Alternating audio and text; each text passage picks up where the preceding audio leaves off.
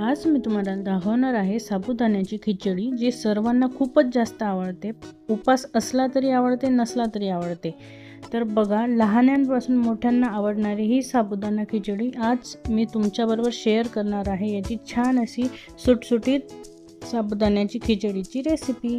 तर 1 चमचा मी पॅनमध्ये तेल घातलं आहे, त्यात मी जिरं घालणार आहे. त्यानंतर मी हिरव्या मिरच्या घालणार. जेवढं तिखट तुम्ही खातात तेवढं तुम्ही हिरव्या मिरच्या टाकू शकता. त्यानंतर मोठ्या मिरच्या मी अशा मधून काप घालून असं त्याला मीठ लावून असं टाकले आहे.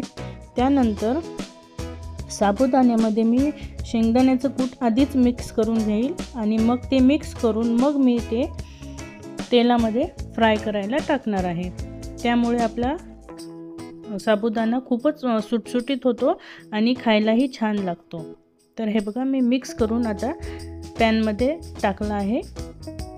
यानंतर आपण छान असं मिक्स करून घ्यायचं आहे, म्हणजे मिरचीचा तिखटपणा त्या साबुदाण्याला लागेल आणि ते साबुदाण्याची चव आणखीनच जबरदस्त होणार आहे. तर बघा,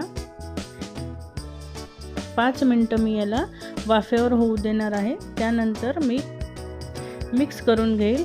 छान असं परत एकदा आपण मिक्स करायचं आहे साबुदाणा खिचडी आणि चवीनुसार आपण मीठ टाकायचं आहे. तर मी 1 चम्मच असं मीठ टाकलं आहे. त्यानंतर छान परत मी एकदा मिक्स करेल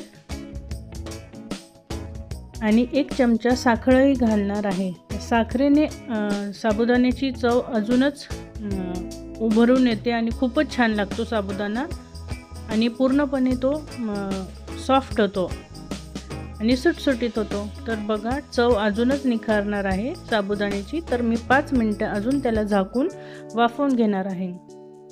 तर बघा, किती सोपी आपली साबुदाण्याची खिचडी तयार आहे. त्यावर मी थोडीशी कोथिंबीर पण पेरणार आहे. तर कोथिंबीर पेरून मी परत एकदा मिक्स करेल आणि तयार आहे आपली साबुदाणा खिचडी खायला रेडी.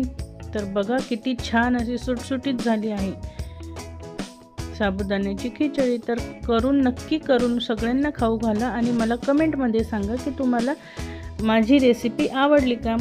जर तुम्हाला हवे असेल तर तुम्ही यात बटाटेसुद्धा तळून टाकू शकता. किती छान आणि भन्नाट अशी साबुदाणा खिचडी तयार आहे. तर नक्की करून बघा.